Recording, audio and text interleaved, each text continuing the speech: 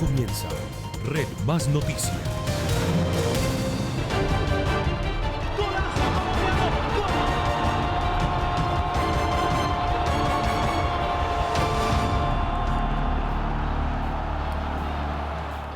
Carlos, con las buenas noches, hablemos hoy de fútbol para empezar, porque lo que han logrado estas chicas de la Selección Colombia, pues no solamente es importantísimo, sino también aleccionador, sin apoyo, sin que nadie les prestara mucha atención, teniendo que ir contra la corriente. Hoy nos están llenando de gloria. Es increíble lo que le están produciendo al país.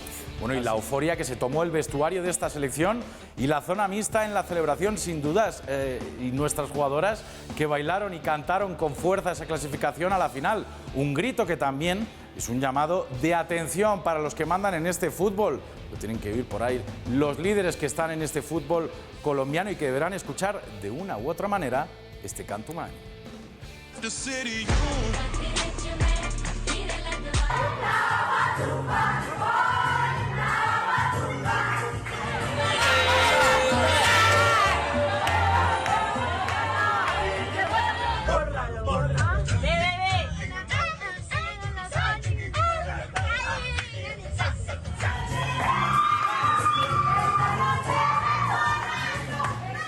Y uno de los artífices también del éxito de estas elecciones, Nelson Abadía. En Red Más Noticias hablamos con el técnico de la selección, que nos contó los secretos y las claves de esta selección, pero sobre todo las críticas que ha tenido que superar, y no son pocas, durante todo este proceso.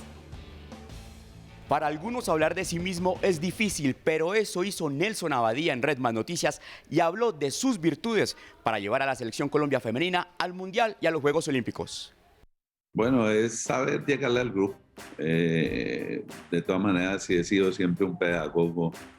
He tenido las proyecciones metodológicas para ir llevando nuestras selecciones a hacer el fútbol que ha conquistado la retina y el corazón del mundo futbolero colombiano. Y lo más importante es eso, saber el manejo de grupo que tengo. Y aparte de eso, es la sapiencia futbolística que me da el tener ya 45 años dirigiendo entre hombres y mujeres en selecciones Colombia, aquí en el país y fuera de él. Y es transmitirle toda esa experiencia a nuestros futbolistas. Bueno, el significado es claro y contundente, que es la evolución del fútbol femenino que se viene dando en nuestro país, ese crecimiento exponencial que tiene nuestro fútbol en este momento, el clasificar prejuvenil, el clasificar juvenil, el clasificar mayores al Mundial, a los Olímpicos, el estar a puertas de una disputa de título. Eso es el significado más claro, la evolución que ha tenido el fútbol femenino colombiano. Las dificultades son buenas porque te dan una experiencia, te dan vivencias. Yo nunca veo las dificultades como dificultades, sino como retos. Y esos retos te dan la manera de seguir adelante. El amalgamar el grupo en un sentir y un querer por hacer un buen fútbol, el tener el grupo unido, eso todos los días es de dificultad porque todos somos de caracteres diferentes y pensamientos diferentes, pero lograr esa comunión pues es lo que nos ha llevado a tener esos logros. Bueno, eso es normal dentro de esta profesión, el tener esas críticas constructivas, a veces no muy buenas. Pero igual yo soy muy claro en mis conceptos y esta nómina la escogí yo, estas futbolistas las trae yo. Yo estoy plenamente convencido que con estas futbolistas iba a conseguir lo que hemos logrado y lo que tenemos todavía por luchar el día sábado. Con esta nómina yo estoy convencido de lo que podíamos lograr. Y esta es la nómina que yo escogí y esta es la nómina de mis futbolistas que nos consiguieron el paso al Mundial y a los Olímpicos y en las que van a estar acá también. Los trabajos que venimos haciendo desde hace 6 años atrás con prejuvenil, juvenil, es traer esa serie de jugadoras para futuras selecciones. O sea que si nos proyectamos, la idea es tener selecciones con ese fortalecimiento que está mostrando actualmente la mayor, que mostraron las categorías menores, tenerlo en la selección absoluta. Y vamos a tener, si Dios quiere, selecciones importantes que nos representen bien al fútbol femenino y a nuestro país. Ya se le hicieron las evaluaciones previas anoche, se le hizo la parte médica y solamente es una contusión, va a estar en terapia y si Dios quiere va a estar el sábado con el resto del grupo. En la historia, Colombia completará su tercera participación en los Juegos Olímpicos, mismo número en los Mundiales de Fútbol Femenino. Este fue un informe de Diego Chiribi para Red Más Noticias. Pasamos a otros hechos de la jornada. La Jurisdicción Especial para la Paz citó al general en retiro Mario Montoya, excomandante del Ejército, a rendir versión libre por los casos de falsos positivos ocurridos en 2002 y 2003 en Antioquia. La audiencia se llevará a cabo el próximo 28 y 29 de septiembre. Allí el alto oficial deberá responder por las acusaciones que hicieron 16 exmilitares, quienes también fueron llamados a responder por ejecuciones extrajudiciales. El general Montoya también ha sido nombrado por autoridades municipales de Antioquia en algunos casos de personas desaparecidas que luego fueron reportadas como bajas en combate. Y hay cambios, atención a esto, en el nivel de alerta por la viruela del mono en Colombia. Pasa de moderado a alto, esto es lo que ha informado el Ministerio de Salud. La medida se toma ante el aumento de casos, pero sobre todo para contener la posibilidad de una transmisión comunitaria. Esto dijo al respecto el ministro Fernando Ruiz. Se evidenció que tenemos una ventana de oportunidad para hacer un trabajo de contención antes de una posibilidad de una transmisión comunitaria. Por esa razón, y para tomar las medidas pertinentes, se decidió incrementar el nivel de riesgo de transmisión comunitaria de un nivel moderado a un nivel alto. Y entre tanto, regresa el tapabocas como medida obligatoria en algunos espacios en los que ya había sido eliminado. Así lo dicta una nueva resolución también del Ministerio de Salud. Además de instituciones de salud y hogares geriátricos, vuelve a exigirse en el transporte público, sistemas masivos de transporte, terminales de transporte aéreo, terrestre, marítimo y fluvial, y se refuerzan las recomendaciones para portarlo en lugares cerrados que tengan poca ventilación, para no olvidar el frecuente lavado de manos, y a las personas con comorbilidad se les recomienda evitar aglomeraciones. Noticias de orden público. Fue capturada alias Tania, responsable de haber participado en el homicidio de 2 policías, un teniente del ejército y 3 líderes indígenas. La mujer también responsable del secuestro de 22 soldados que desempeñaban labores de desminado humanitario en Tuluá, fue capturada en Chachagüí, en Nariño, cuando accidentalmente pasó por un puesto de control. La guerrillera era la mano derecha de alias Majin Buu, abatido el pasado 13 de junio. Y un voraz incendio que tuvo que ser atendido por 6 máquinas de bomberos consumió una vivienda en el norte de Barranquilla, en donde funciona una empresa de organización de eventos. Las pérdidas que deja el incidente son millonarias. Hacia el mediodía de este martes, las llamas consumieron gran parte de una empresa de producción de eventos ubicada al norte de Barranquilla. 25 hombres del cuerpo de bomberos en 6 máquinas atendieron la conflagración durante casi una hora y evacuaron a las 6 personas que se encontraban laborando allí, a los vecinos de un edificio cercano, quienes se vieron afectados por el intenso humo. Hubo la necesidad de evacuar la parte de atrás de un edificio residencial, ya que las llamas amenazaban y el humo estaba afectando a los residentes de este conjunto. La situación fue controlada. Una de las colaboradoras de la empresa sufrió quemaduras de 2º grado en su pierna derecha y fue trasladada hasta un centro asistencial. El propietario aseguró que el fuego arrasó con todo y que las pérdidas son cercanas a los $3 millones, porque allí almacenaban los equipos que usan para la producción de eventos en la región. Todo lo que tiene que ver con iluminación, sonido, video, cableado, cableados, distribuidores y todo ese tipo de cosas. Las autoridades investigan las causas de la conflagración, mientras que el Cuerpo de Bomberos recomienda a las empresas mantener al día sus planes de respuesta a emergencias. Que deben tener los extintores al día, apropiados, deben tener más limpios los lugares de trabajo, las salidas y rutas de evacuación identificadas, deben contar con mantenimiento preventivo en las instalaciones eléctricas y mantener una brigada de contraincendio preparada en materia de prevención y control de incendios. Este es el segundo incendio que se registra en Barranquilla en las últimas horas. La tarde del lunes se presentó una conflagración en una empresa de químicos en el sur de la ciudad que también dejó pérdidas millonarias. Regresamos y hablamos de lo último en materia política. El presidente electo Gustavo Petro visitó la Universidad Externado de Colombia, su alma mater, y desde allí entregó varias declaraciones. En una de ellas aseguró que si se deja actuar libremente el mercado, la humanidad se extingue. También dijo que está asustado de llegar a la Casa de Nariño.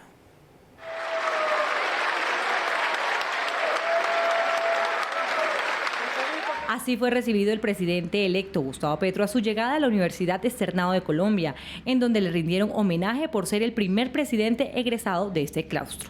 Desde allí habló sobre el consumo y el capitalismo. Si se deja actuar libremente el mercado, la humanidad se extingue.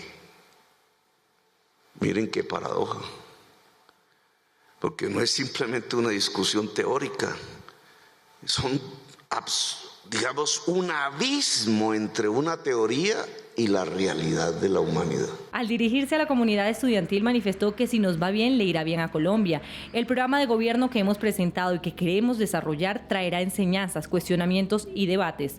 Y dio una mirada al turismo, destacando que allí se debe centrar la economía. Multiplicar por 4 el turismo hacia Colombia implica la paz.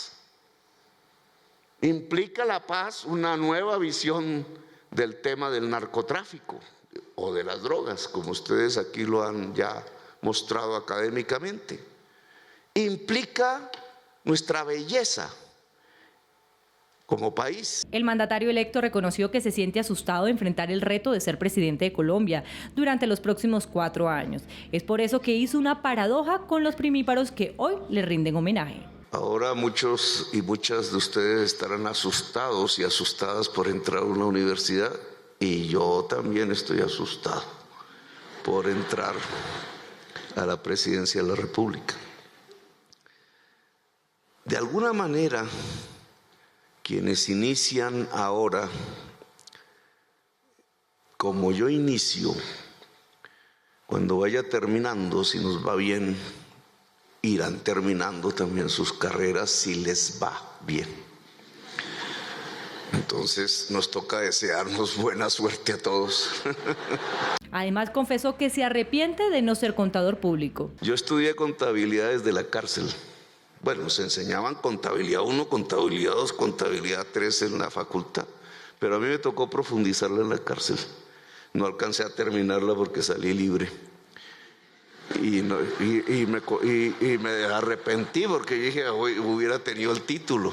En medio del homenaje, la comunidad externadista, en cabeza de su rector, Fernando Parra Nieto, le entregó 3 informes y 12 libros sobre temas de paz, economía, crisis climática, migración y transición energética, para que le ayuden en la formulación de sus políticas públicas. Actualmente, los 2 cargos más importantes del país corresponden a egresados de este claustro. Gustavo Petro como economista y la alcaldesa mayor de Bogotá, Claudia López, como profesional en finanzas, gobierno y relaciones internacionales. Y ya se conocen, entre tanto, los nombres de algunos mandatarios y personajes internacionales que acompañarán a Gustavo Petro el próximo 7 de agosto en la ceremonia de posesión como presidente. Entre la lista de asistentes se encuentran el rey Felipe VI de España y el presidente español Pedro Sánchez. Por parte de América Latina lo acompañarán los presidentes de Chile, Gabriel Boric, también de Argentina, Alberto Fernández, el mandatario de Perú, Pedro Castillo, también el de Ecuador, Guillermo Lasso, y el jefe de Estado de Paraguay, Mario Abdo Benítez. Por el lado de Centroamérica se confirma la presencia del presidente de República Dominicana, Luis Abinader. Así va todo este tema de los invitados para el próximo 7 de agosto. El Consejo Nacional Electoral abrió una indagación preliminar por el escándalo de los petrovideos. En su decisión, el órgano electoral llamó a rendir versión libre al actual presidente del Senado, Roy Barreras, a la congresista del Pacto Histórico, Clara López Obregón, y al ex parlamentario Temístocles Ortega. El CNE abrió esta indagación luego de una denuncia del representante de la red de veedurías de Colombia, Pablo Bustos. Este martes se vivió una lluvia de radicaciones de proyectos de ley, de actos legislativos, todos para reformar el Congreso. Varias de estas iniciativas que otra vez se presentan se han hundido en pasadas legislaturas. Una de ellas, por ejemplo, la reducción del salario y de las vacaciones de los congresistas. En un nuevo intento por reformar el Congreso, este martes diferentes partidos políticos radicaron una cascada de proyectos para reducir los beneficios que reciben los congresistas. Esperamos sea un Congreso más parecido a los ciudadanos y no un Congreso que se ha comportado más como un clan de mafiosos que no representa a la ciudadanía colombiana. Dentro de las 50 iniciativas que presentó la bancada verde, 9 están encaminadas a reducir los salarios, limitar la reelección y modificar las edades para alcanzar una curul en el legislativo. Reducir la edad para ser congresistas. Esto es una petición de muchas organizaciones de jóvenes y es algo a lo que nos hemos comprometido como bancada. ¿Y cómo?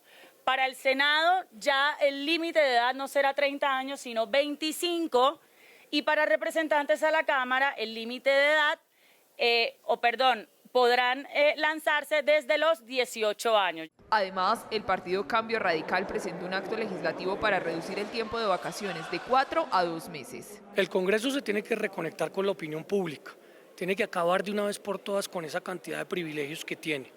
En esa línea, hoy la bancada de Cambio Radical presentó un acto legislativo para pasar de 8 meses que sesiona el Congreso al año a 10 meses. Mientras el partido de la U radicó diferentes proyectos encaminados a garantizar la seguridad alimentaria en el país, respaldo a los microempresarios y medidas para la protección de líderes sociales. Bueno, y también desde el Congreso hicieron un llamado al presidente Duque para que sancione el proyecto que amplía las comisiones en la Cámara, que dará voz y voto a los representantes de las 16 curules de paz. Sin su firma, el trabajo de esta instancia se vería paralizado. El Senado y la Cámara de Representantes lograron conciliar el proyecto que permite ampliar las comisiones para que 16 representantes de las llamadas curules de paz puedan participar en ellas. Se van a ampliar 3 cupos en la comisión primera y en la comisión quinta, y las otras comisiones, entiéndanse comisiones segunda, tercera, cuarta, sexta y séptima, en 2 cupos para un total de 16. Las comisiones legales tendrán 2 cupos adicionales y las comisiones especiales 2 cupos adicionales. Pese a esa aprobación, la Cámara de Representantes no podrá iniciar su trabajo en las comisiones y los eventuales debates hasta que el presidente Duque sancione el proyecto. Aspiramos pues la firma, la sanción rápida del presidente para que la Cámara de Representantes pueda instalar comisiones y empezar todo el trámite legislativo. Y así la próxima semana instalar adecuadamente las comisiones constitucionales. Desde Leticia, Amazonas, el jefe de Estado expresó su voluntad de dejar sancionada la norma antes de dejar el poder el próximo 7 de agosto. Lo más pronto posible, y usted sabe que esto es un compromiso que ha marcado nuestro gobierno. Los 16 representantes de las curules de paz además aseguraron que actuarán como bancada para votar las diferentes iniciativas en la Cámara. Cambiamos de tema porque hoy hay que hablar de Hidroituango, que está más cerca de convertirse en realidad. Y Red Más Noticias estuvo allí siendo testigo de un importante paso para la ingeniería colombiana. Hoy se realizaron las primeras pruebas en seco de 2 unidades de generación de energía que arrojaron los primeros resultados del estado en el que está la mega obra. En octubre verá la luz verde.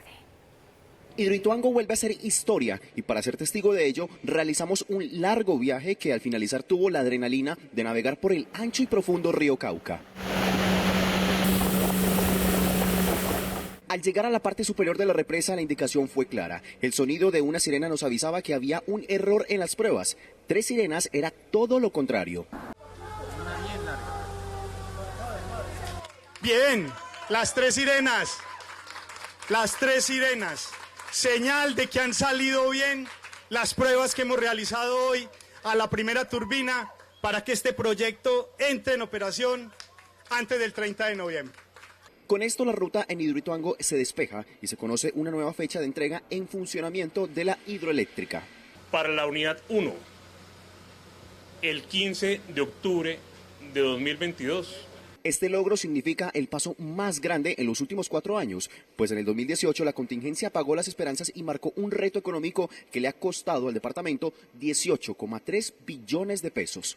Para nosotros, los antioqueños, había una especie de deuda que teníamos que pagar de alguna manera, y era probar que nuestra ingeniería era capaz de pararse de la crisis que vivimos. Porque fueron políticos los que tomaron las decisiones. Nos encontramos en la Casa de Máquinas, al lado de la unidad número 1 de generación de energía de Hidroituango. En este lugar se realizaron las pruebas en seco importantes para verificar el estado del rotor, pero también de todos los componentes que para el mes de octubre le entregarán al país 600 megavatios de energía limpia. Sobre las 5 de la mañana, más de 100 personas arrancaron el día con la tarea más importante en ingeniería para el país.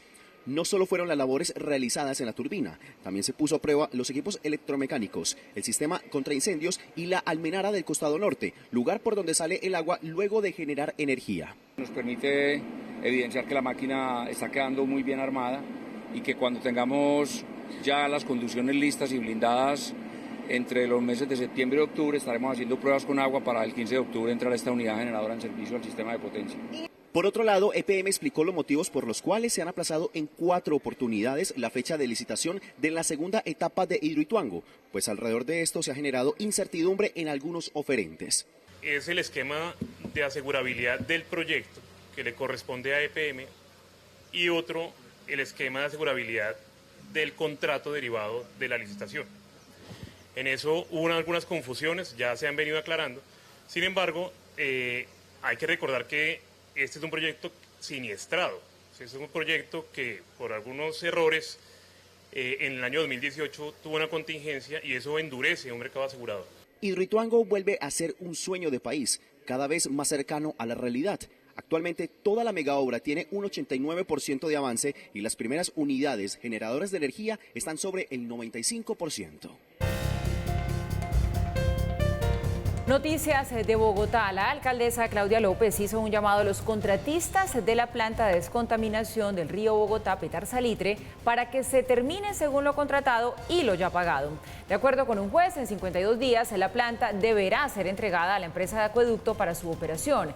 Sin embargo, según el distrito, la Petar Salitre aún no está finalizada y al menos 31% de los equipos necesarios para su funcionamiento no están en operación. Por medio de la CAR, los bogotanos ya pagaron 1,3 billones de pesos. Y si la planta no se entrega al 100%, el sobrecosto pasaría a los 104 mil millones de pesos. Tenemos informes reiterados, tanto de la Interventoría como del Banco Mundial, de que al día de hoy, a escasos 52 días de terminarse el contrato, los estándares técnicos no se cumplen. Con lo cual, tenemos riesgos ambientales, riesgos de inversión y riesgos de operación que podrían afectar el futuro muy cercano, en septiembre, el bolsillo de los bogotanos nuevamente. En las últimas horas, 9 ambulancias de la Secretaría de Salud y personal de los bomberos y de la Defensa Civil atendieron una intoxicación masiva que se presentó en un colegio del sur de Bogotá. La emergencia se registró en la institución educativa Brasilia, en la localidad de Bosa, tras la inhalación de gas por parte de estudiantes, profesores y personal administrativo. Según el reporte oficial de los organismos de socorro, en total fueron valorados 41 pacientes. 6 de ellos requirieron traslado a los hospitales de Patio Bonito, Tintal, Bosa y a la Cruz Roja de la Alquería. Los remitidos son menores de 11 y 12 años de edad. Y miren eso, un aparatoso accidente tuvo como escenario el interior de la iglesia La Valvanera en el sur de Bogotá. Un motociclista chocó con tal fuerza que rompió las puertas del templo y terminó en el altar. Como si fuera camino al cielo, un motociclista perdió el control y terminó estrellándose dentro de la iglesia La Valvanera en el sur de Bogotá. La irresponsabilidad de los motociclistas. Hoy fueron la puerta y cuántas vidas no se han llevado, man. El motociclista rompió las puertas y fue a parar en el propio altar de la emblemática iglesia en el barrio Restrepo. Será trasladado a medicina legal para hacerle los correspondientes exámenes, ya que pues la única, más ante un hecho que se pudo observar en redes y en medios de comunicación, es un hecho bastante lamentable y muy fuerte.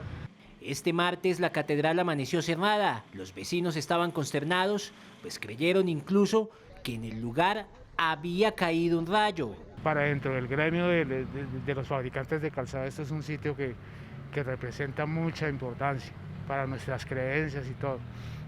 Esta iglesia la tenemos como el sitio patrón de los zapateros.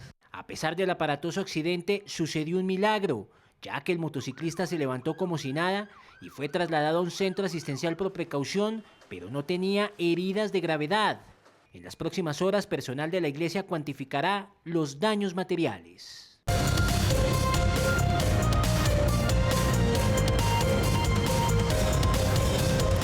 ¿Y cómo se mueve la economía? La confianza de los hogares colombianos está mejorando. No obstante, la situación económica actual no presenta evolución positiva. Crece el temor a la inflación y el DANE cree que puede llegar a 2 dígitos. El DANE presentó la encuesta de pulso social para el mes de junio, que muestra una mejora en materia de confianza en los hogares colombianos. A 38.4 puntos, un incremento de casi 3 puntos frente al valor de 35.4 que nosotros observábamos en el mes de mayo. Según el director del DANE, el país está saliendo de ese periodo de estancamiento importante que inició luego de diciembre de 2021, y eso tiene que ver con el cierre de un ciclo político. Están altamente asociados con el cierre del ciclo político que ha vivido la sociedad colombiana. De acuerdo con la encuesta Pulso Social, la mayoría de los jefes de hogar piensa que su situación económica actual es peor que hace un año, aunque son más optimistas con relación al futuro. Y vemos una mejora porque aquí pues más de 1 de cada 3 hogares de las 23 principales ciudades del país ya considera que la situación económica de su hogar puede estar mejor o mucho mejor en los próximos 12 meses. La mayoría de los hogares colombianos también manifiestan que enfrentan dificultades para adquirir bienes, y esa situación tiene relación directa con el problema de la inflación. El 63.1% de los hogares de las 23 principales ciudades del país considera que hoy, es decir, en junio de 2022, no contaba con las mismas posibilidades para adquirir artículos de primera necesidad que hace un año, es decir, en junio del 2021. Sobre el costo de vida, también son más los que piensan que hacia el futuro los precios de los productos básicos seguirán al alza. De hecho, el director del DANE dice que se podría llegar a 2 dígitos. Todavía tenemos unas expectativas inflacionarias por parte ya no de los analistas especializados, sino de la gente que siente en primer lugar su presupuesto, que son los jefes de hogar y o cónyuges de las 23 principales ciudades del país, lo cual prácticamente da por hecho que el próximo 5 de agosto estaremos presentándole al país una inflación de 2 dígitos. El Pulso Social encontró que el 51,6% de los jefes de hogar considera difícil acceder a oportunidades laborales, el 44,1% a la justicia y el 26,5% a la salud. La Superintendencia de Transporte sancionó a 19 aerolíneas con 1.478 millones de pesos por usar cláusulas abusivas que limitan los derechos de los consumidores. El ente de control realizó 24 investigaciones administrativas por el incumplimiento al Estatuto del Consumidor. El superintendente de Transporte, Wilmer Salazar, dijo que la supervisión administrativa es fundamental para proteger los derechos de los usuarios y defender las normas. Entre las firmas sancionadas figuran Avianca, Wingo, Latam, EasyFly y Copa, entre otras. Dentro de los abusos encontrados figuran la limitación de las responsabilidades de las aerolíneas y la renuncia de los derechos de los usuarios.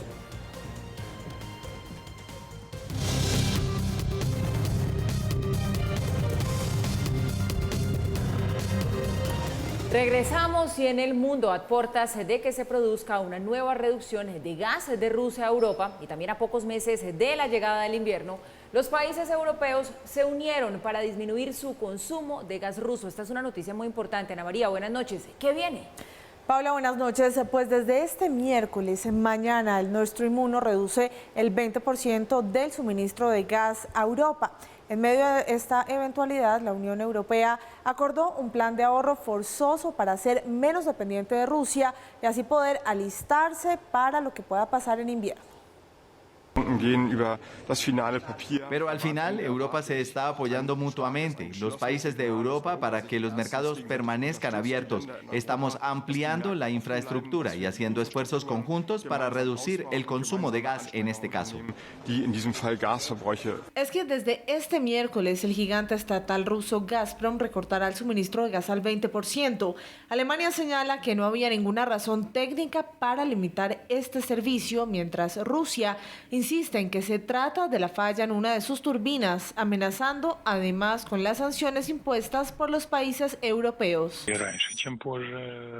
Sí, efectivamente hay algunos defectos con las turbinas. La turbina no ha llegado de un mantenimiento y no se ha instalado. Está en camino. Esperamos que llegue más rápido que tarde. Gazprom está trabajando en eso. Repito que la situación se complica críticamente por esas restricciones y sanciones que han impuesto contra nuestro país. Con esta medida, los países de la Unión Europea tendrían más difícil reponer sus reservas de gas para antes de invierno, por lo que desde ya y según lo pactado se alistan para disminuir la dependencia del hidrocarburo. Gazprom dice que la reducción se debe a las sanciones y los equipos en Canadá. Desde Alemania señalan que es una orden directa del Kremlin. Sí, tenemos que estar preparados para menos gas ruso o en un momento nada de gas ruso. Si las cosas resultan diferentes, nos sorprenderemos. Lo que no debería sorprendernos es que Putin cierre el grifo del gas. Y debo decir explícitamente Putin, porque Gazprom obviamente todavía tiene intereses en manejar las relaciones de suministro, pero está políticamente controlado. Los 27 miembros de la Unión Europea tienen claro que permanecerán juntos para hacer frente a esta nueva eventualidad y que esta unidad es un mensaje directo para quienes buscan generar conflicto. Hoy enviamos una fuerte señal, no solo al presidente ruso, quien una vez más fracasó en dividir a la Unión Europea, sino más importante aún, a nuestros ciudadanos. La decisión de hoy asegura que no tendremos que enfrentar consecuencias dramáticas en invierno, incluida la escasez de gas o los picos de precios. Más allá de lo político, sus ciudadanos, aún en medio de la ola de calor, se alistan para el invierno y lo que pueda llegar en unos meses. Tengo un poco de miedo, estoy ahorrando el gas que puedo por el agua caliente, aunque si te pones demasiado loco entonces no tienes vida.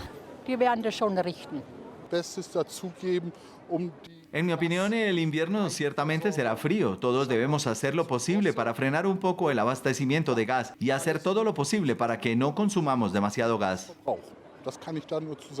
Gazprom ya cortó por completo el suministro a Dinamarca, Finlandia, Bulgaria, Polonia y Países Bajos por negarse a pagar en rublos, como lo ordenó el Kremlin. Y solo faltan horas para que después de 5 meses puedan empezar a ser exportados los casi 25 millones de toneladas de granos varados en los puertos del Mar Negro en Ucrania. El pacto prevé corredores seguros para los barcos y facilitar los envíos agrícolas y ayudar a mitigar el hambre, que según las cifras de la ONU viven 345 millones de personas en el mundo. Señalan que todo está listo. Bajo este acuerdo, bajo esta iniciativa, las partes hacen cosas que son útiles para el objetivo de la iniciativa, que en otras palabras permite el transporte seguro en barcos mercantes de alimentos y fertilizantes comerciales. Avanzan los trabajos para que el acuerdo se ponga en marcha tal y como fue planeado, incluso tras el más reciente ataque en Odessa. El gobierno de Turquía ha proporcionado generosamente un espacio físico para el Centro de Coordinación Conjunta, donde se están estableciendo operaciones ahora. Para mañana las partes y la ONU tendrán presencia en el Centro Conjunto de Coordinación en Estambul. La salida de barcos de los puertos en el Mar Negro se dará por el acuerdo firmado el pasado 22 de julio en Estambul. Las labores de desminado se harán exclusivamente en los corredores creados para permitir la salida de cargamentos de granos. Rusia anunció que abandonará la Estación Espacial Internacional en 2024 y se centrará en construir su propia estación orbital. Estados Unidos calificó como desafortunada su salida del proyecto.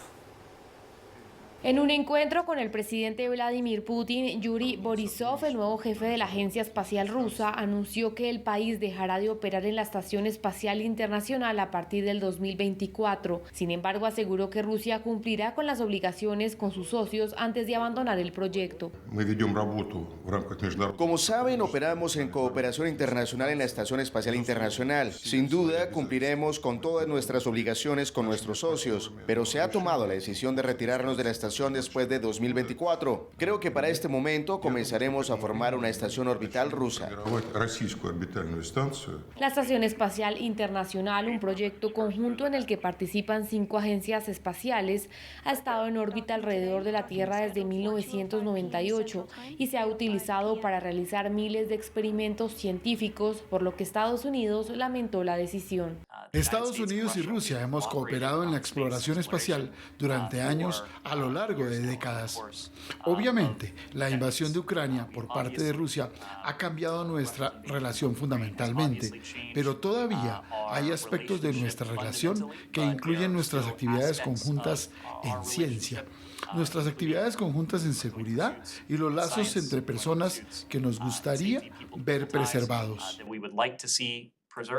La NASA, por su lado, señaló que aún no ha recibido ningún aviso oficial de la intención de Rusia de retirarse del programa. En la tercera jornada de su viaje a Canadá, el Papa Francisco celebró su primera misa campal en el país. Tras pedir perdón a las comunidades aborígenes, el pontífice realizó una ceremonia en el lago de Santa Ana, un lugar sagrado para los indígenas y de peregrinación para los católicos del país, a la que asistieron al menos 65.000 personas. Allí pidió que no se repitan los abusos perpetrados contra los niños indígenas y que causaron la muerte de por lo menos 6.000 de ellos. No oprimir nunca la conciencia de los demás, no encadenar jamás la libertad de los que tenemos cerca y sobre todo no dejar nunca de amar y respetar a las personas que nos precedieron y nos han sido confiadas, tesoros preciosos que custodian una historia más grande que ellos mismos. Desde Washington, María Molina. Y el expresidente Donald Trump volvió a Washington para dar un discurso político por primera vez desde que dejó la presidencia. En sus palabras hubo fuertes críticas hacia la administración Biden y crece la expectativa por su posible deseo de querer competir otra vez por llegar allí a la Casa Blanca. María Molina, buenas noches.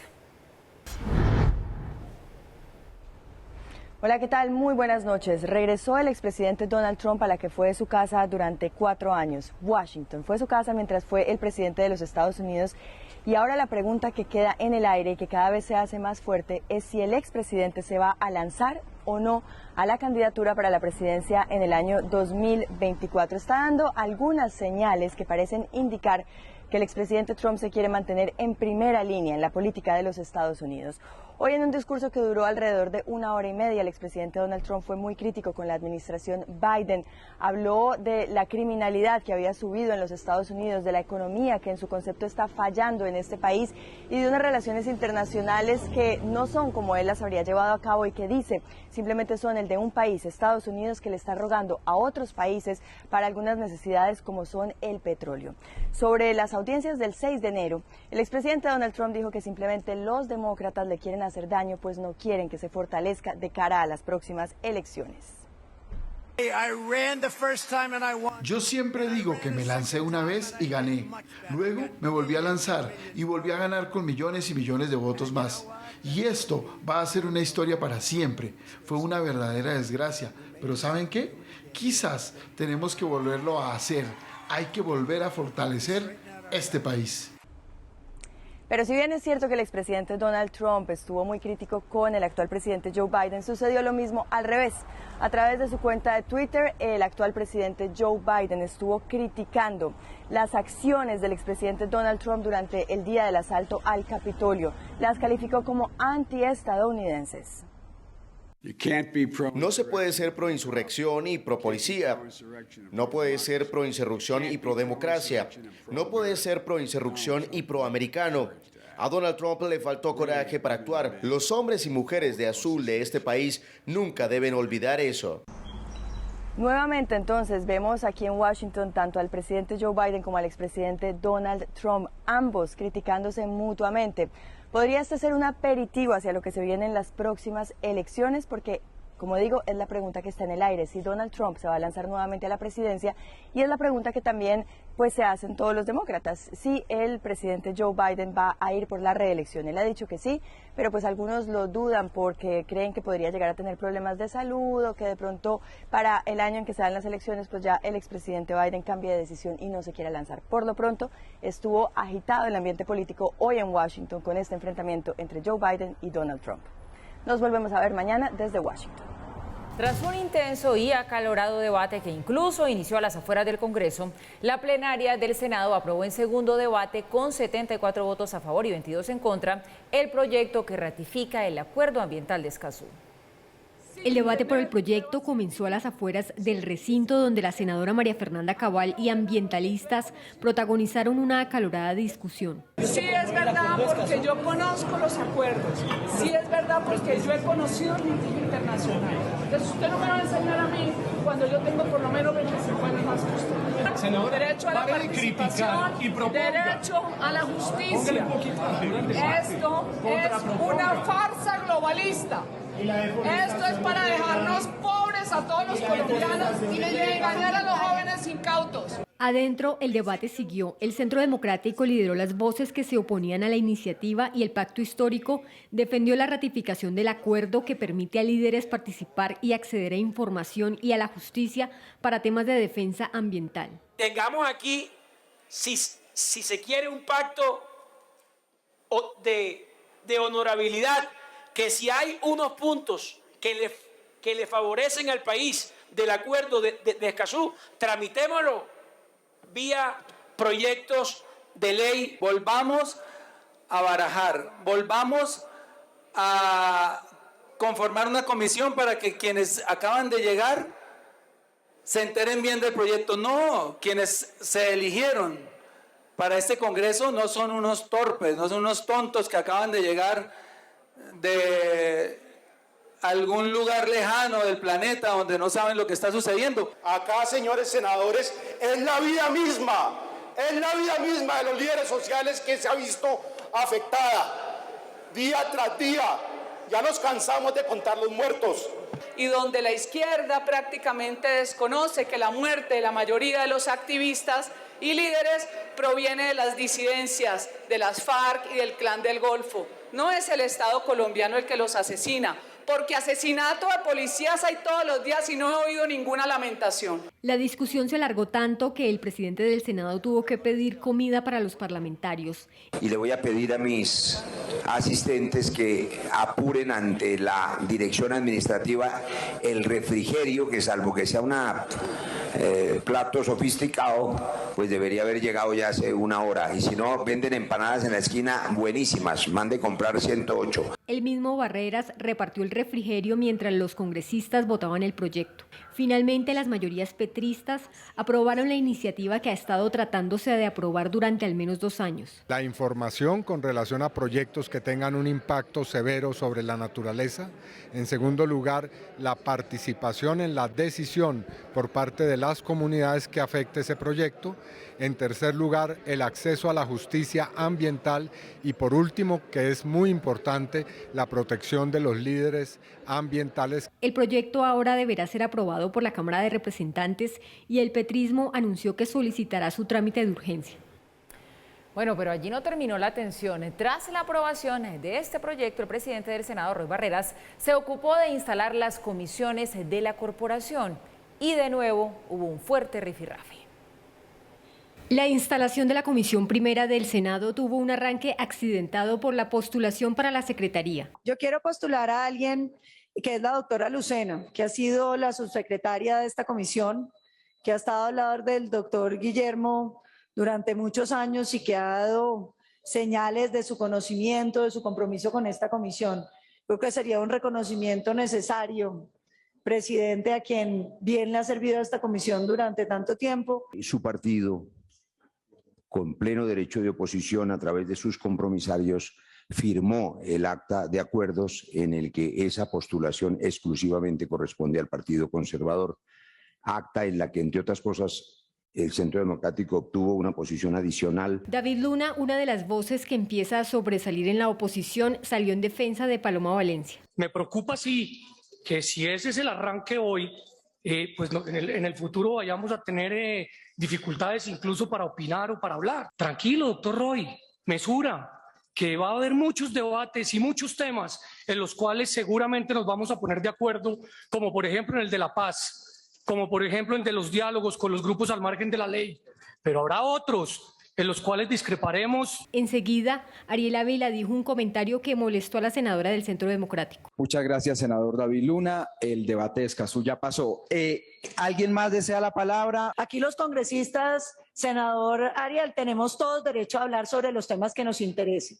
Yo le pido que no cercene los derechos de los congresistas. Usted estará recién llegado y es bueno que se vaya enterando. Nosotros hacemos uso de la palabra para expresar lo que queramos expresar. He asignado la palabra, senadora Paloma Valencia. No dejaba a nadie sin hablar, senadora Paloma Valencia. Muy bien. Este episodio deja entrever que en esta comisión se darán muchos debates subidos de tono. Bueno, vean ustedes el tono que está tomando las discusiones en el Congreso ahora que hay una mayoría no solo del pacto histórico con aquellos que han sido declarados partidos de gobierno, que se han declarado a sí mismos como partidos de gobierno para el nuevo gobierno de Gustavo Petro, y ahora que quienes antes eran mayorías ahora son minorías en la oposición. Un tono beligerante, un tono confrontacional que agarra forma en este primer gran debate que se da alrededor del Acuerdo de Escazú. Por supuesto no es el primero, ya había tenido debates previos y siempre habían estado fracasando y fracasando y fracasando. Hay que recordar que el Acuerdo de Escazú tiene dos grandes elementos que han generado discusión en la opinión pública. Uno, de manera virtuosa. Creo que a estas alturas no hay nadie en la opinión pública que no reconozca la importancia de tener mecanismos para dar mayor protección a los líderes sociales y a los líderes ambientales. Eso es algo en lo que poca disenso puede haber a estas alturas. Pero los que temen que el Acuerdo de Escazú se convierta en un lastre para el desarrollo, en un obstáculo para el desarrollo, lo que afirman es que uno de esos objetivos que estaba diciendo el doctor Iván Cepeda, que es el de una mayor participación de las comunidades en los distintos debates previos a los proyectos que tengan impacto ambiental, se termine convirtiendo en un instrumento para que intereses distintos a los de las comunidades terminen obstaculizando el desarrollo de esos proyectos. Esas son las dos caras de la moneda que tiene el Acuerdo de Escazú, y por eso hay grandes apoyos a favor del acuerdo y grandes temores también alrededor del acuerdo, que ahora pasará a la Cámara de Representantes. Pero dos observaciones finales sobre esta nueva dinámica en el Congreso. En concreto, alrededor del Acuerdo de Escazú, se notó la gran importancia de que el Partido Conservador se hubiera declarado partido de gobierno. ¿Por qué? La última vez que se había discutido el Acuerdo de Escazú, que fue el 17 de mayo, hubo una especie de coalición tácita entre Centro Democrático, Cambio Radical y Partido Conservador para empezar a declarar impedimentos, dilatando la discusión y al final salirse de la reunión para romper el quórum. Y hasta ahí llegó la discusión del Acuerdo de Escazú el día 17 de mayo. Ahora ese mismo Partido Conservador, que en ese momento rompió quórum y sirvió para echar por la borda el Acuerdo de Escazú, fue clave para lograr su aprobación en el Senado. Y una última observación que tiene que ver con Roy Barreras. Ustedes oían en la nota que traigan las empanadas, que yo pago las empanadas, lo que sea. Recordemos, Roy Barreras se ha posesionado 5 veces en el Congreso. Las 2 primeras como respaldo del entonces presidente Álvaro Uribe, las siguientes 2 como respaldo de Juan Manuel Santos o parte de apoyos de Juan Manuel Santos, ahora como respaldo del presidente Gustavo Petro. Creo que sabe a qué árbol tiene que arrimarse el senador Roy Barreras cuando se trata de poder. En octubre de este año, Hidroituango empezará a funcionar. En las últimas horas se realizaron las primeras pruebas en seco de 2 unidades de generación de energía que arrojaron resultados acerca del estado en el que está la obra. El megaproyecto cada vez está más cerca de convertirse en realidad. Hidroituango vuelve a ser historia y para ser testigo de ello realizamos un largo viaje que al finalizar tuvo la adrenalina de navegar por el ancho y profundo río Cauca. Al llegar a la parte superior de la represa, la indicación fue clara. El sonido de una sirena nos avisaba que había un error en las pruebas. 3 sirenas era todo lo contrario. Bien, las 3 sirenas. Las 3 sirenas. Señal de que han salido bien las pruebas que hemos realizado hoy a la primera turbina para que este proyecto entre en operación antes del 30 de noviembre. Con esto la ruta en Hidroituango se despeja y se conoce una nueva fecha de entrega en funcionamiento de la hidroeléctrica. Para la unidad 1, el 15 de octubre de 2022. Este logro significa el paso más grande en los últimos 4 años, pues en el 2018 la contingencia apagó las esperanzas y marcó un reto económico que le ha costado al departamento 18,3 billones de pesos. Para nosotros, los antioqueños, había una especie de deuda que teníamos que pagar de alguna manera, y era probar que nuestra ingeniería era capaz de pararse de la crisis que vivimos, porque fueron políticos los que tomaron las decisiones. Nos encontramos en la Casa de Máquinas, al lado de la unidad número 1 de generación de energía de Hidroituango. En este lugar se realizaron las pruebas en seco importantes para verificar el estado del rotor, pero también de todos los componentes que para el mes de octubre le entregarán al país 600 megavatios de energía limpia. Sobre las 5 de la mañana, más de 100 personas arrancaron el día con la tarea más importante en ingeniería para el país.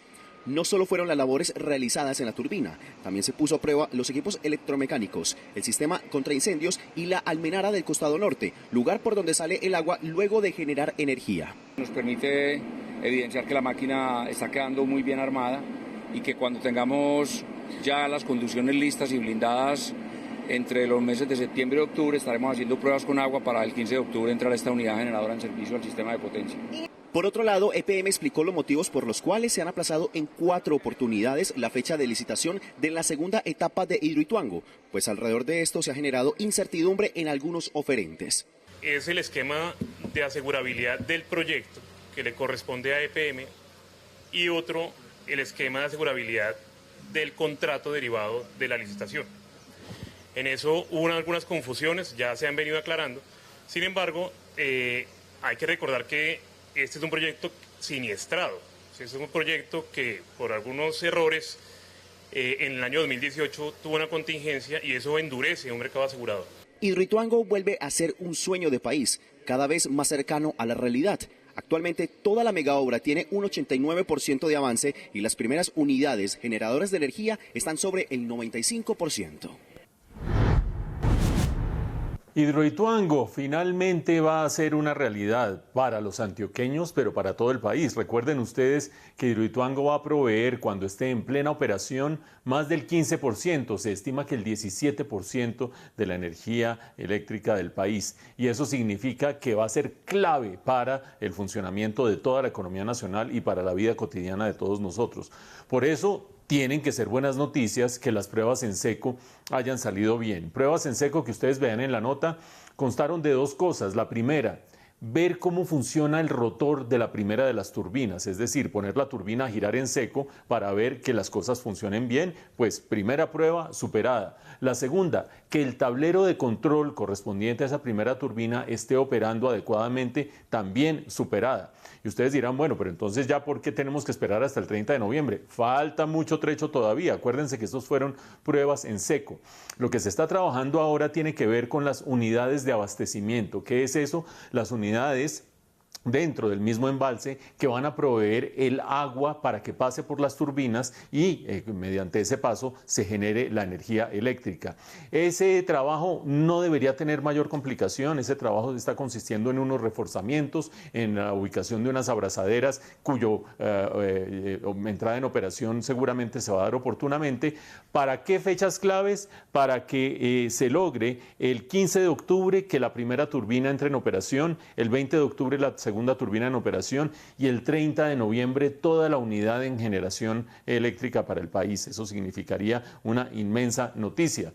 ¿Y ahí termina todo? No, quedan 2 cabitos sueltos, por lo menos 2 cabitos sueltos que hemos registrado en este noticiero recientemente.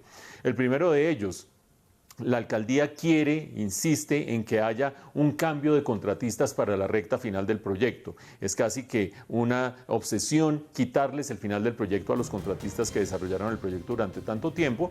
No parece haber interesados para reemplazar a los contratistas viejos, entre otras cosas, porque no hay una póliza contra todo riesgo que vaya a cubrir de aquí en adelante ese proyecto y a los nuevos contratistas. Punto número 1. Pero punto número 2, la semana pasada estábamos registrando aquí mismo en el noticiero que la Fiscalía va a imputar cargos a 9 personas, cargos por la contratación que se hizo entre Hidroituango y EPM hace ya casi 10 años y que involucra, entre otros, al exgobernador Luis Alfredo Ramos, quien hoy además ha sido condenado por la Corte Suprema de Justicia por parapolítica, y al exalcalde Alonso Salazar. Ahí viene otra línea que es la que tiene que ver con el ámbito jurídico, en un proyecto que parece que ya se va a acabar técnicamente, pero que en el ámbito judicial e institucional parece que no se va a acabar en un buen rato. La lupa en Red Más. El anuncio de la alcaldesa de Bogotá, Claudia López, sobre la ilegalidad de los bicitaxis y los mototaxis no pasó desapercibido y generó varias reacciones. Hoy la Secretaría de Movilidad explicó que solo se sacarán de circulación los bicitaxis que tengan motores de combustión y que funcionen en zonas que cuenten con una buena oferta de servicio público de transporte.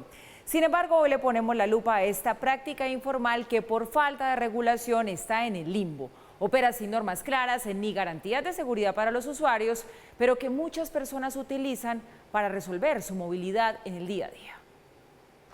Esta fue la polémica declaración que tiene en vilo al gremio de bicitaxistas de Bogotá. Le pido también a nuestra policía que cada vez más vayamos sacando esos bicitaxis y mototaxis informales. Ya no hay justificación.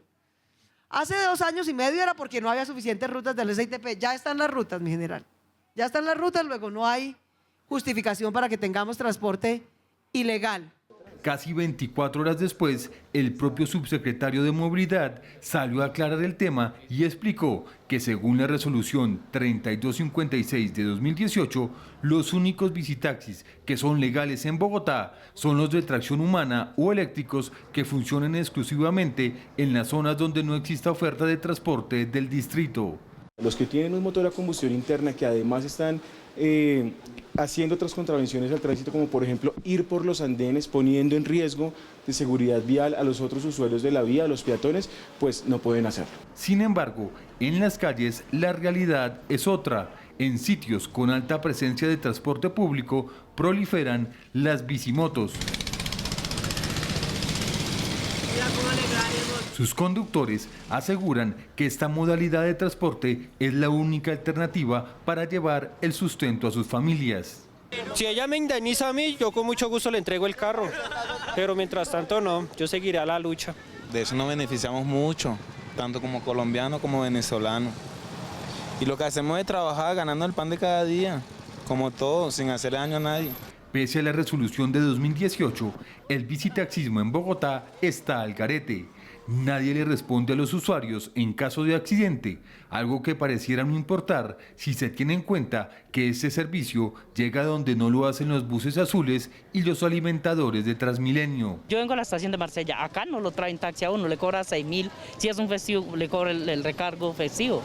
Y el bicitaxi pues en un momentico, en 10 minutos ya va uno y viene. No hay transporte como entre barrios cercanos, ¿no? Esto es más barato que el Transmilenio vale 2.700 y esto a veces lo lleva uno en 2.000 hasta varias partes. Para expertos en movilidad, el distrito no se debe quedar solo en operativos, sino que ya es hora de empezar a reglamentar el servicio de la mano del gobierno nacional. Ha pasado el tiempo y no tenemos nada del estudio ni nada de reglamentación. Es una responsabilidad también por parte de la Secretaría de Movilidad y de la alcaldesa, que hoy se equivoca al anunciar que hay que hacer operativos para combatir este fenómeno, cuando también la administración tiene una alta responsabilidad frente a la reglamentación que le pidió el Ministerio de Transporte. Hay una especie de mafia en los bicitaxis donde el valor de lo que se recoge no queda en quien pedalea, sino en los dueños de la concesión informal en la cual están operando. Actualmente ni siquiera hay una tarifa unificada. El servicio cuesta en promedio 2.000 pesos y se presta mayoritariamente en sectores como Patio Bonito, El Tintal, Suba y Las Américas. Bicitaxismo, una modalidad de transporte que, como ustedes han visto en esta nota, está en el limbo. ¿Por qué digo que está en el limbo? Porque está regulada por el Ministerio de Transporte desde el año 2018, con 3 características básicamente. La primera de ellas, que no se trate de motores a combustión, es decir, que sea tracción humana o motores eléctricos. La mayoría tracción humana, por supuesto, porque aquello de motores eléctricos más bien pocón. Número 1. Número 2, que aquellos que conduzcan tengan licencia de conducción, lo mínimo, lo básico. Y número 3, que no transiten por vías congestionadas ni tampoco por las vías de los peatones. Con esas 3 normas fundamentales, más algunas otras arandelas, está autorizado el bicitaxismo en el país, no el mototaxismo, insisto, no con motores de combustión interna, pero sí el bicitaxismo. ¿Y por qué digo si está regulado que entonces está en una especie de limbo? Vean ustedes cómo terminamos la nota. La terminamos destacando cómo hay unas pequeñas mafias. Ellos dicen que son los líderes de ruta, un nombre bastante sofisticado, para aquellos que se apropian de ciertos sectores y sencillamente les cobran a aquellos que van a hacer uso de esas rutas para que las puedan usar. Es decir, un esquema de cupos, equivalente al esquema de cupos que existe en el transporte público, por ejemplo en el de los taxis, en el cual ese sí legal hasta el día de hoy, en el que hay un número de cupos y para poder usar un taxi yo tengo que pagar por ese cupo, de lo contrario no puedo usar el taxi. Pues esto existe de manera informal, de manera totalmente espuria en el caso de los bicitaxistas. Eso muestra no solamente los riesgos que hay, sino también que hay una gente lucrándose allí de por medio. Pero ¿qué es lo que dice en últimas la alcaldesa? Dice que en aquellos lugares en los que ya haya rutas alimentadoras no se justifica el bicitaxismo. Es decir, ustedes oían algunas de las personas que hablaban con nosotros que decían, me lleva donde no me lleva ningún transporte público, me trae desde donde no me trae ningún transporte público y con tarifas que son competitivas o incluso más bajas. Pues bien, lo que ha dicho la alcaldesa es, ya en las zonas en las que haya rutas alimentadoras no puede haber bicitaxismo y mucho menos mototaxismo. Vamos a ver ahora qué termina sucediendo, porque hay una cantidad de personas que están viviendo de esto, siendo explotados por esas pequeñas mafias, hay que decirlo, y que ahora seguramente van a tratar de defender su derecho al trabajo en un tipo de transporte que, insisto, está en una especie de limbo normativo que seguramente va a dar lugar a muchas polémicas de aquí en adelante. El Fondo Monetario Internacional redujo su perspectiva de crecimiento económico a nivel global a 3,2% este año, pero aumentó su proyección para Colombia a 6,3%. El organismo multilateral, eso sí, llama la atención ante una posible recesión global. Luego de advertir que la economía global está a punto de una recesión general, el Fondo Monetario Internacional redujo su proyección de crecimiento económico mundial a 3,2% este año. Su anterior pronóstico fue de 3,6%. Al presentar su actualización sobre la perspectiva económica mundial, el fondo explicó que la decisión que han tomado los bancos centrales de aumentar las tasas de interés para enfrentar la inflación puede acelerar el crecimiento de la producción. Si esa situación se mantiene en 2023, entonces también se puede pensar en una desaceleración mayor de la economía global y el crecimiento el próximo año sería del orden de 2,9%. Los aumentos de los precios en el mundo se traducen en una reducción en los ingresos, en los ahorros y en las ganancias, y este comportamiento se ha presentado por los mayores costos de alimentos y de energía fundamentalmente. Esta situación se presenta en un momento en que empeora la guerra en Ucrania, se habla de más sanciones a Rusia y China se desacelera por los brotes de COVID.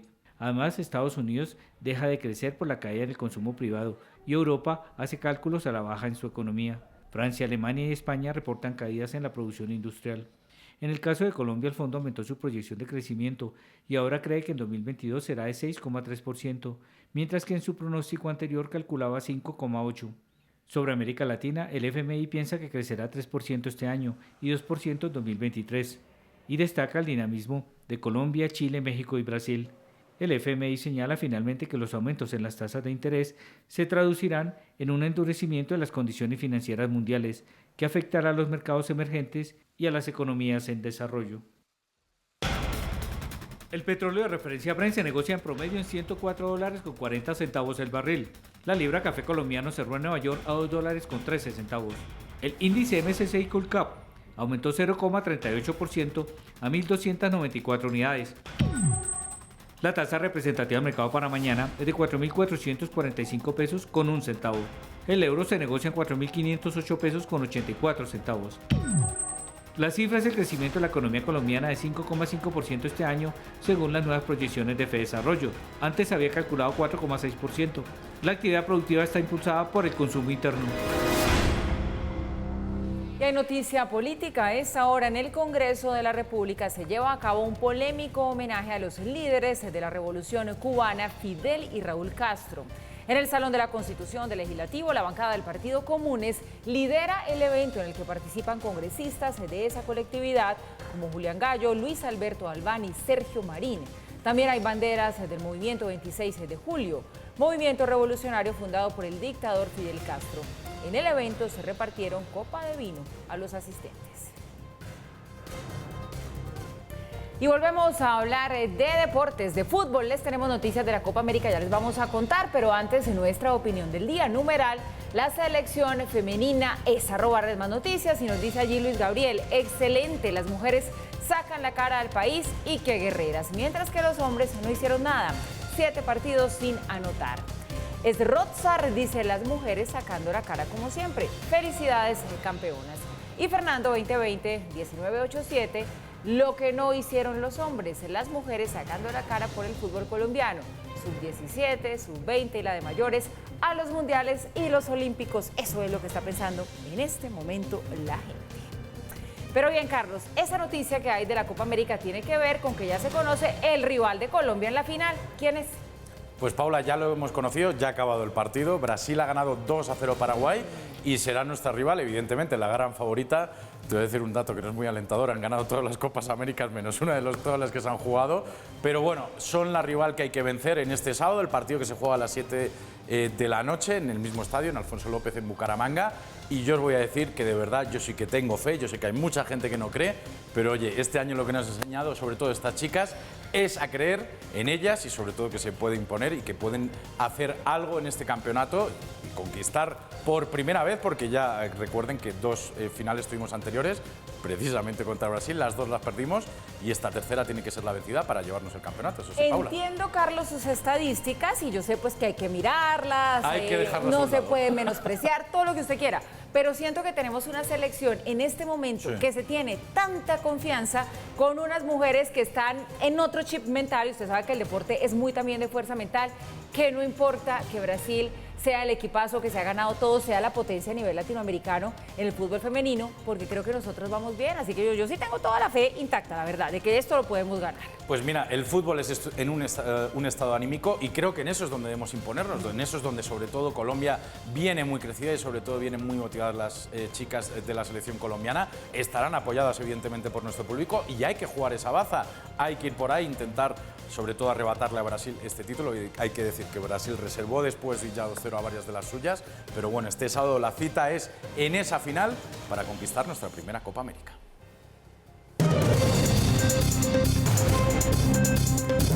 Y mucha atención, se acaba de conocer que falleció Darío Gómez, el reconocido cantante de música popular, conocido en el país como el rey del despecho. No hay mayores detalles hasta el momento de qué produjo su deceso, solo se conoce que falleció en una clínica de Medellín, una pérdida muy grande para el mundo de la música en Colombia. Un hombre muy querido, repetimos, muy reconocido. Darío Gómez acaba de fallecer, el rey del despecho nos dice adiós. Terminamos así esta emisión de Red Más Noticias. A ustedes gracias por su compañía. Descansen y mañana nos vemos con más información de Colombia y el mundo. También recuerden nuestras redes sociales, @Red Más Noticias, para que sigan informados. Nos pueden dar sus opiniones allí a través de Twitter, de Instagram y de Facebook. Feliz noche.